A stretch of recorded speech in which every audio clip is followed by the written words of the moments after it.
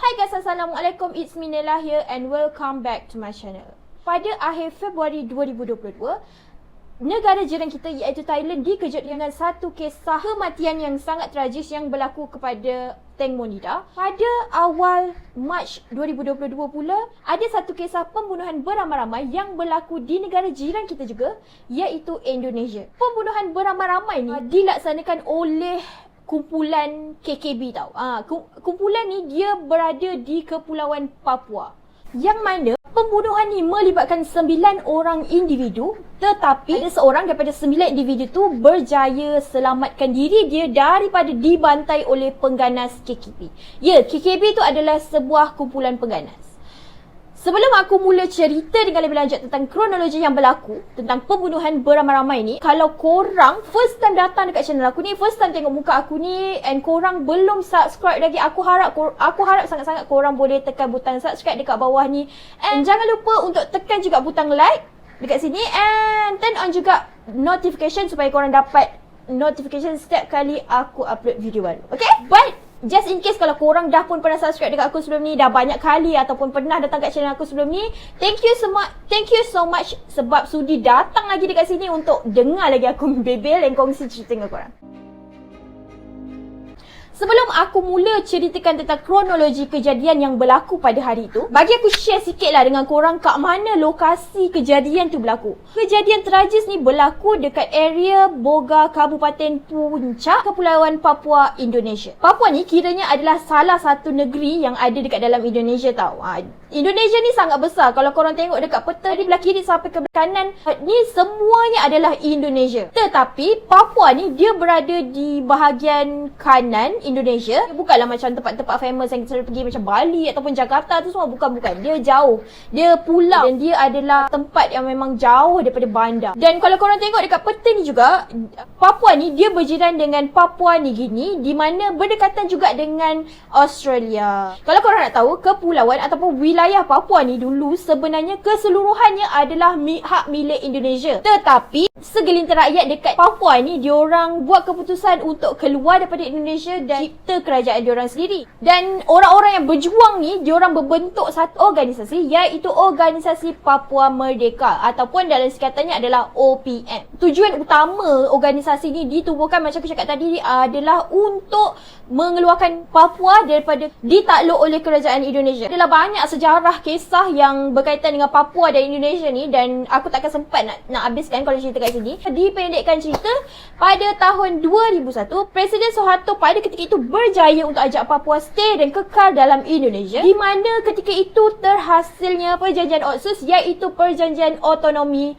khusus. Dalam perjanjian tu ada menyatakan bahawasanya kerajaan Indonesia akan memberikan dana kepada Papua, di mana dana tu diberikan untuk membangunkan negara Papua ataupun kawasan Papua ni, supaya diorang ni dapat tarik pelancong, dapat tingkatkan lagi diorang punya kualiti ataupun bagi negara diorang lebih dikenal seluruh dunia lah senang cerita. Tapi bila kerajaan Indonesia bagi dana tu, syarat dia adalah Papua tak boleh keluar daripada Indonesia. So kerajaan Indonesia setiap tahun memang bagi dana yang cukup. Memang bagi dana lah. Memang tak pernah miss. Memang cukup dana yang diberi kepada kerajaan Papua. Tetapi selepas bertahun-tahun perjanjian Otsus tu berlaku, dana malangnya hanya dimonopoli oleh golongan elit tau. Dan malangnya lagi, orang bawahan, diorang tak dapat sikit pun merasa kenikmatan daripada dana tu tau. Disebabkan kumpulan bawahan ni, diorang tak suka dengan hasil daripada perjanjian ataupun ialah perjanjian antara kerajaan Indonesia dan kerajaan Papua. Disebabkan itulah terbentuknya satu kumpulan yang memberontak dan mengganas.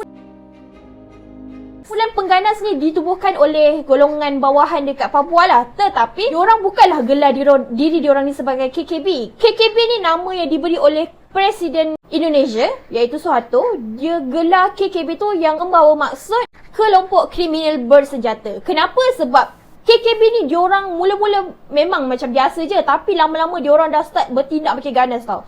Yang mana diorang dah start libatkan orang-orang awam Indonesia, diorang dah start macam bunuh, pukul, seksa, macam-macam lagi lah. Disebabkan itulah Presiden Indonesia gelar diorang ni sebagai KKB. Tujuan KKB ni ataupun pemberontak pengganas ni, diorang punya tujuan diorang cuma satu je. Matlamat diorang cuma satu je. Diorang nak keluar daripada kerajaan Indonesia. Diorang tak nak lagi berada di bawah takluk kerajaan Indonesia sebab diorang rasa diorang tak dapat apa-apa kepentingan pun, tak dapat apa-apa kelebihan pun. Dengan harapan kalau diorang keluar daripada kerajaan Indonesia, diorang dapat create satu negara yang berdaulat lah sebenarnya. Dan disebabkan itulah diorang jadi pengganas.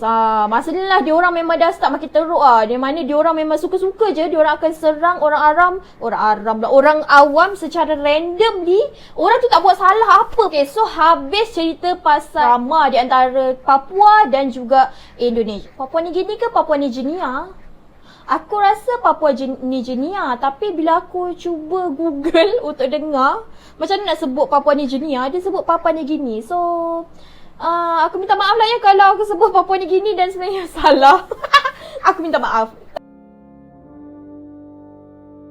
Kita masuk pula pada kronologi kejadian yang berlaku kepada 9 orang individu yang berada di Papua Barat. Sejak 3 bulan lepas, sebuah syarikat telekomunikasi yang bernama Palapa Timor Telematika ataupun PTT, diorang ni telah menghantar 8 orang pekerja ke puncak gunung untuk membaiki beberapa pencawang tau. So total semua sekali ada 9 orang. Kiranya diorang ni sebenarnya dekat sana dah lama lah. Bukannya baru macam 2-3 hari ke, baru 2-3 jam ke. Bukan, diorang dah 2-3 bulan dekat sana buat kerja. Bukannya menyerang ke atau menyusahkan siapa-siapa, tak ada. Niat diorang baik untuk buat kerja saja. Diorang memang berkemah lah kat situ. Boleh nampak kemah diorang. Dan aku rasa diorang cuma tidur beralaskan kayu dan kain kembis tu. Kemah tu lah. Kejadian ini berlaku pada 2 Mac 2022. Ya, beberapa hari lepas je. Minggu lepas je. Baru 10 hari lepas. Di mana pada pukul 4 pagi, diorang ni dengar macam ada bunyi riuh-riuh tau. Orang datang dekat kemah.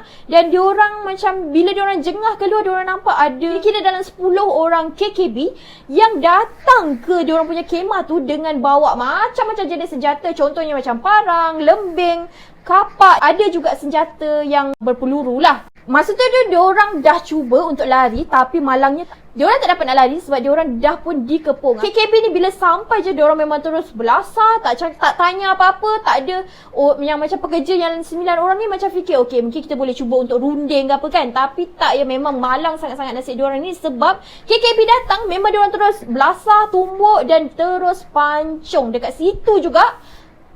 Tanpa ada belas kasihan, tanpa ada sebarang budi bicara. Ada seorang daripada 9 orang ni yang bernama Nelson Sariri. Dia ni kebetulan masa tu duduk dekat hujung kemah. Jadi dia ni sempat untuk larikan diri dia. Of course lah, masa Nelson tu cuba untuk larikan diri dia, KKB ni memang perasan lah yang dia ni lari. Jadi diorang memang kejar, ada beberapa orang yang kejar Nelson.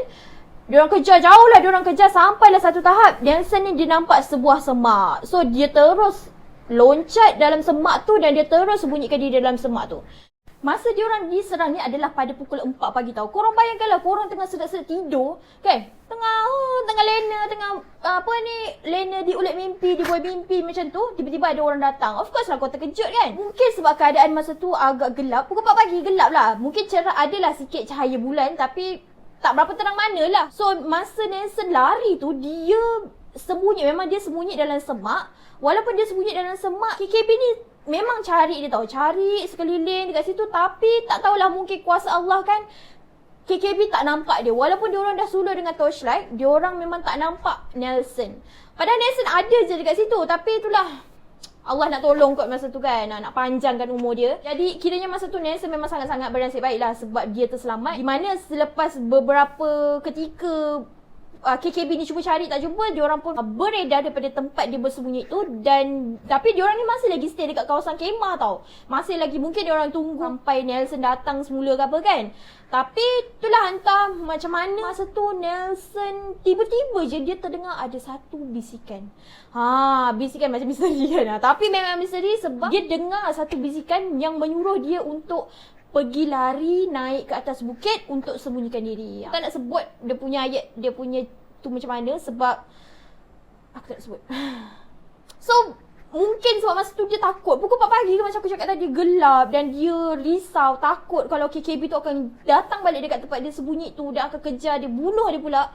Dan disebabkan itulah dia ikut je apa yang suara tu suruh. So dia pun lari naik ke atas bukit, memang tinggi, memang dia daki sendiri dalam gelap-gelap tu. Yang aku tengok dia kata bukit tu macam ni tau. Dia bukan macam ni, dia macam ni. Jadi memang dia bersusah payah gila sebab bukit gunung tu tinggi. Gunung kabupaten tu tinggi. So dia pun sebabkan takut, dia sembunyilah dekat atas bukit. Dia sembunyi dekat atas bukit tu lama tau. Bukannya 10 minit, 15 minit. Masa dia diserang tu lebih kurang pukul 4 pagi. Dan korang bayangkanlah berapa lama dia duduk dekat atas bukit tu. Sampailah pukul 7 pagi, dia turun balik semula ke kemah. Sebab kenapa dia turun balik ke kemah? Sebab dia nak cuba untuk dapatkan bantuan. Untuk telefon lah talian kecemasan kan. Telefon polis ke apa ke. Ataupun telefon company dia sendiri ke kan. Untuk minta pertolongan. Tapi malangnya tak dapat. Dia tak dapat nak buat semua tu.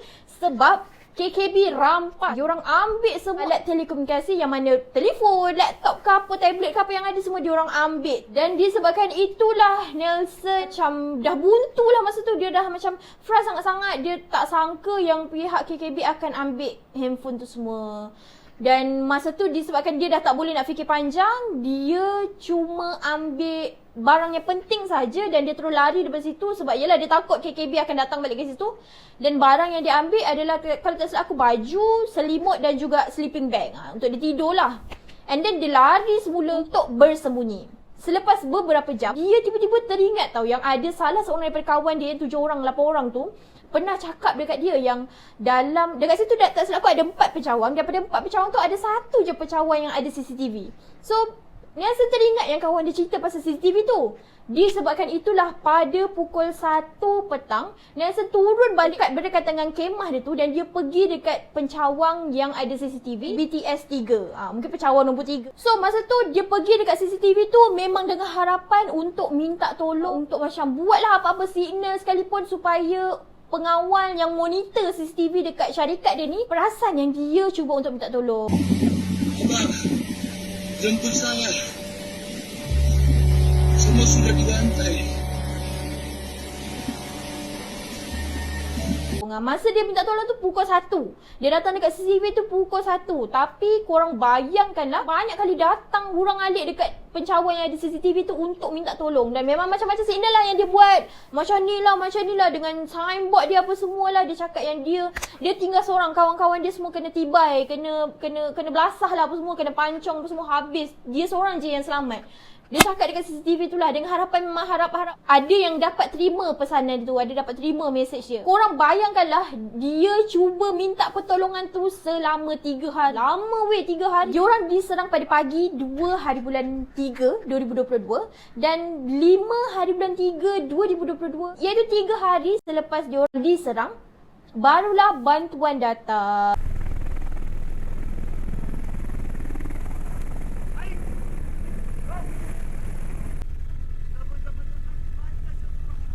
Korban diketahui bernama Nelson Sarira, karyawan Palaparing Timur Telematika yang merupakan korban selamat dari penembakan kelompok separatis teroris. Masa aku tengok tu aku macam, lambatnya penyelamat ni datang kan? Diorang ni sengaja ke? Ataupun pengawal yang monitor CCTV tu tak buat kerja ke? Sampai diorang tak perasan Nelson tu minta tolong. Lepas tu bila aku tengok-tengok, baca apa semua kan, tak, diorang bukannya suka-suka nak datang lambat sampai 3 hari baru nak selamatkan ya. Tak, Nelson minta bantuan pada pukul 1 petang. Pengawal yang monitor CCTV tu, diorang perasan Nelson ada minta tolong 3 jam kemudian. Memang agak lambat 3 jam kemudian, tapi yelah bukanlah sampai 3 hari baru diorang perasan Nelson minta tolong. Kiranya Nelson minta tolong pukul 1, pukul 4 petang baru diorang perasan. Dan pengawal yang monitor CCTV tu terus minta bantuan daripada pihak penyelamat lah. Tetapi disebabkan masalah cuaca yang ada pada dekat gunung tu pada ketika itu menyebabkan penyelamat tak dapat nak datang on the spot. Sebab itulah diorang tak terus datang. Diorang terpaksa tunggu sampai 3 hari barulah dapat datang untuk selamatkan Nelson. Dan korang bayangkanlah, kawasan dia tu dah lah dekat dikelilingi dengan air laut. Lepas tu dia pula dekat puncak gunung kabupaten. Lepas tu dekat situ aku sangat sejuk dan angin dia sangat kuat, menyebabkan akan susahlah untuk pihak penyelamat untuk datang dan mendarat untuk stabilkan helikopter diorang kan. So benda tu agak susah. Disebabkan itulah diorang datang lambat, which is why 3 hari baru penyelamat datang untuk selamatkan Nelson. Nak ditambah sedih lagi, dah 3 hari menunggu lama, penyelamat datang pada 5 hari bulan. So ditambah sedih lagi, kawan-kawan Nelson terpaksa ditinggalkan. Yalah, sebab masa tu cuaca masih lagi tak okey sebenarnya, tapi sebab diorang dah tak ada pilihan, diorang terpaksa pergi juga selamatkan Nelson. Tapi penyelamat datang semula pada 7 hari bulan 3, 2 hari selepas Nelson diselamatkan, untuk bawa balik semua kawan-kawan dia untuk disemadikan dengan cara yang sebetulnya lah, ikut agama masing-masing. Aku masa tengok video, kalau korang tengok video Nelson diselamatkan, ya Allah, aku masa macam ya Allah sebabnya, sebab dia macam terkapar-kapar, lepas tu bila dia duduk je kan memang nak nangis tau. Aku sebab dia masuk je dalam helikopter tu, dia terus menggeletar, lepas tu dia terus macam dia terus macam menangis, bercakap dengan nada yang macam menggeletar macam tu, sebab mungkin dia tak sangka lah dia diselamatkan, dan mungkin trauma yang dihadapi masa tu terlalu teruk sampai dia menggigil. Menggigil bukan setakat menggigil kesejukan, tapi menggigil ketakutan. Korang kailah, padahal niat dia masa tu datang dekat Papua tu baik sekadar untuk bekerja, bukannya nak mengganggu mana-mana pihak pun. Tapi pengalaman yang dia dapat, trauma yang dia dapat masa tu terlalu teruk, di mana dia tertengok kawan dia kena belasah, kena pancung depan mata dia sendiri. Dan dia datang balik dekat kemah tu, dia tengok kawan-kawan dia bergelimpangan, kepala dan badan terputus. Masa dia ambil barang-barang dia tu, darah atas kanvas tu bertakung-takung lah, dah kalau 8 orang punya darah bertakung weh. Confirm trauma yang dia hadapi tu memang akan berbekas dekat kepala dia, yang mana aku rasa sampai tahap dia memang tak akan boleh tidur. Mesti dia tidur punya termimpi-mimpi. Ngeri, tak boleh nak bayangkan ya apa yang dia hadap tu. Tadi kan aku ada cerita yang Nelson ni dia ada dengar satu bisikan suara yang suruh dia sembunyi dekat atas bukit tu kan. Kalau tanya pendapat aku tak ada argue. Aku tak ada nak banggang apa-apa, sebab aku percaya dan aku yakin dengan apa yang Nelson cerita. Yelah, kita ni hidup dekat bumi ni kan macam-macam jenis makhluk. Jadi makhluk gaib tu ada wujud, dan mungkin makhluk tu nak bantu Nelson. So kita anggap benda tu sebagai positif je lah. Takkanlah kita nak mempersoalkan orang yang dah di ambang maut. Takkanlah dia nak reka cerita ada suara halus bisik kat telinga dia ke apa kan. Orang dah gabra babe, dah tak boleh nak fikir apa. Kuasa Allah ya, kita tak boleh nak halang. Kita ni makhluk je, Allah yang pegang segala-galanya. Kita ni kedil je ya kat dunia ni, kita tak ada siapa, halus sebesar zarah je. And then lagi pula masa tu kan Nelson dalam keadaan takut. Kira dia masa tu memang confirm tengah serabut, memang tak boleh nak fikir apa. Dia terbayang-bayang yang kawan dia kena pancung. Jadinya aku rasa dia memang sangat-sangat bernasib baik, sebab dia berani untuk ikut apa yang suara tu suruh. Benda ni adalah sangat tragis ya. Yang aku baca sekarang ni, Nelson masih lagi sedang dalam rawatan. So aku harap dia dapat sembuh lah. From time to time dia dapat sembuh dengan baik, dapat atas masalah trauma yang dia hadapi. Aku rasa itu je untuk video kali ni. And I hope you guys enjoy watching this video. And also I hope to see you guys in my next one. Okay? Thank you for watching. Bye. Tata.